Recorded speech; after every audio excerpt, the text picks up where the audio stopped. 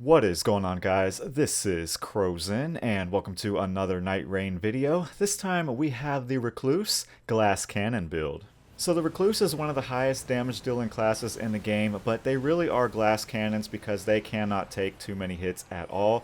But having a competent Recluse in your party is a very good thing because they are able to just burn bosses, and they can provide some pretty decent buffs with the magic cocktails. So in this video I'm going to go over the best relics, also the best equipment and effects, and also some of the best sorceries that you can use on your Recluse. So let's get into it.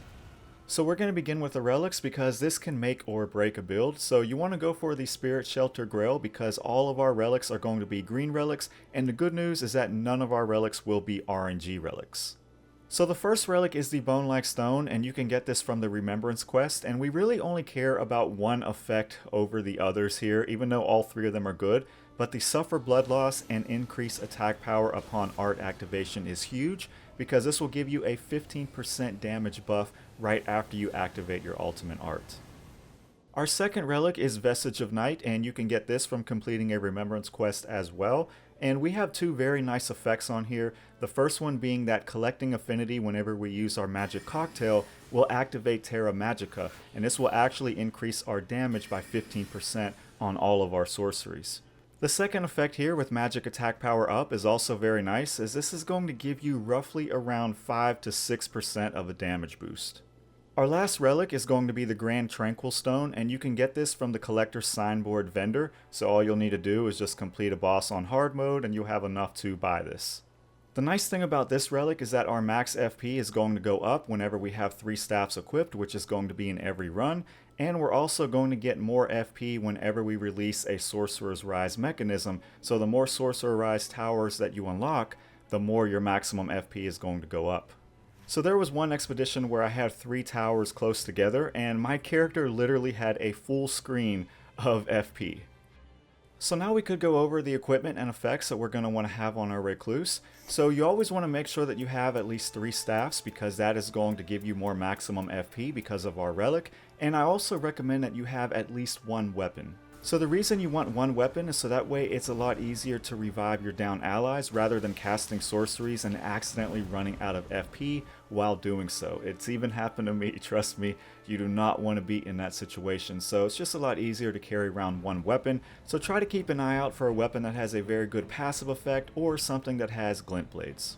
As far as your passive weapon effects, improved sorcery should be your #1 goal, but you can also look for improved magic attack power, as this will also raise up the damage from your sorceries. The improved charge sorceries is also very nice as well because a lot of our sorceries can be charged, especially the more powerful ones.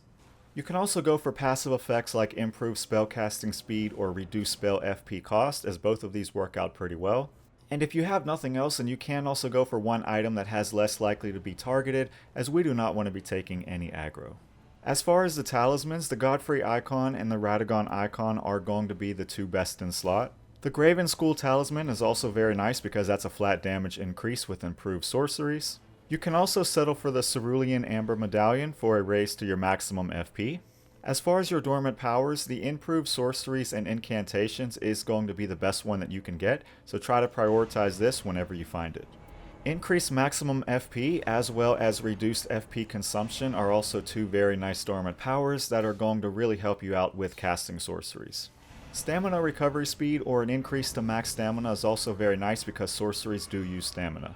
And if you have no other dormant power available, then increased maximum HP or improved physical damage negation is also very nice, so that way we don't get one-shotted. I also want to point out Flame of Frenzy while walking is also very nice because this works with a Recluse on some of her most powerful sorceries like Stars of Ruin. So now we could go over some of the best sorceries that you can use on your Recluse, and there's quite a few of them, so I'm not going to be able to go over every single one that's good, but I will give you some of the basic ones, some of the ones that do a lot of damage, and some of the ones that are a little bit more unconventional that I personally like to use. So we're going to begin with the Recluse's Staff, and this has 2 very nice sorceries with Glintstone Pebble and Glintstone Arc. So you would use Glintstone Arc in AoE situations as you'll be able to hit multiple enemies with that. And Glintstone Pebble is going to be one of your bread and butter sorceries. Not only does it hardly use any FP at all, but it does very decent damage. So always try to keep a staff that has Glintstone Pebble. Another very common sorcery is going to be Shattering Crystal, and this is very nice, especially when you hold it down and charge it, as that can deal some pretty nice damage, especially in an AoE environment. As far as one of the highest DPS sorceries out there, that is going to be Stars of Ruin, so always try to look out for this when you can. This thing can just deal so much damage, and it's so good with the tracking, and you can actually move around while you're casting it, so there's so many good benefits to this. The problem with it is that after a while, it does get to be a little bit boring, so you might want to mix it up and go for some other unconventional sorceries. One of those sorceries is going to be Comet Azure, and this thing can actually drain your FP, so you want to use it right after your ultimate art, that way you can regenerate your FP by doing damage with it. And this thing can actually just melt bosses, so it's very good against those slow bosses or bosses that are staggered, and that way you can just melt them while they're not moving. I'm also a huge fan of Rancor Call or Ancient Death Rancor, as both of these are very good. They have amazing tracking, and even though they are slow to get to your enemy, they are going to deal a lot of damage, and both of these can actually be charged up to increase the potency. Another very good sorcery that I see no one use is Tibia Summons, and this thing is actually very good against bosses that don't move around too much or against bosses that get staggered. So this thing can deal some very good damage when they are stationary. That's about the only time that you want to use this one. I'm also a huge fan of Cannon of Hema. This thing is actually one of the best AoE sorceries that's out there, and it is so much fun to free aim with this one.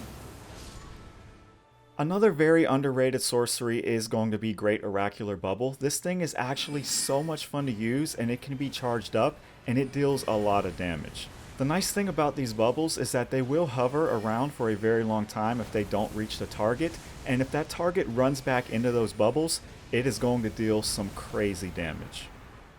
We also have the Full Moon spells with Renala's Full Moon and Ranni's Dark Moon, and both of them are very good. They deal amazing damage, have great tracking, but they do require a lot of FP, but that shouldn't be a problem with our Recluse. So I do want to go over the magic cocktails just a bit, because this is a very important part about your Recluse, but I just want to throw this out there that even though magic cocktails are great, you should not be trying to aim for the correct affinity that marks the target. Rather, you should be focusing on getting your Terra Magica and getting that 15% damage boost, because that's going to do more for you than any kind of magic cocktail effect will do. So your most common magic cocktail is going to be the 3 magic effects. It's pretty self-explanatory. We're going to be using a lot of glintstone pebbles, so this just makes it the most common one in the game. It does provide a nice little wisp that will give a little bit of damage for your Recluse. Another very common combination that you're going to see with the magic cocktail is going to be fire and magic, simply because we deal a lot of magic affinity, and then you might have a wilder in your party that has fire on his greatsword. So this is another nice little damaging effect that will provide a nice explosion around the enemy that will eventually burst. One of my favorite magic cocktail buffs is going to be magic and holy combination, so you're going to need to have somebody have holy damage, or you're going to have to carry around an incantation that deals holy damage. And what this buff will do is it'll allow you to spend an infinite amount of FP for about 4 to 5 seconds, which is perfect for a sorcery like Comet Azure. Another very nice magic cocktail combination is going to be Fire and Holy, and what Fire and Holy will do is it'll actually buff up your HP as well as your allies, and it will debuff the enemy's HP. So obviously there are many magic cocktail combinations out there, and I would suggest that you just go ahead and look them all up, but keep in mind that they should be considered supplemental to your most important priority whenever you use your magic cocktail, and that is to get your Terra Magica up at all times, because that's going to give you a 15% damage buff, which is going to be better than any magic cocktail combination can do. And also, you might be low on FP, so focus on that, and after that, then you can consider going for those combinations with affinities. So for the last part of this video, we can just go over some general tips on how to get the most out of a Recluse.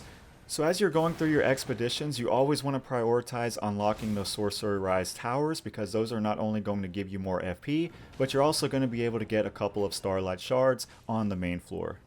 I also recommend hitting up the main merchants that you'll see throughout your expedition to pick up 2 Starlight Shards, as well as the small pouch. And of course, the special merchants that are located in the village will actually offer an unlimited amount of Starlight Shards. And always make sure to check the room in the towers for your staffs, because sometimes you'll find some with some very nice passive effects, or you'll find one with the right sorcery that you're looking for. And don't worry too much if it's a low rarity staff, because you can just buy smithing stone at the merchant and upgrade it that way.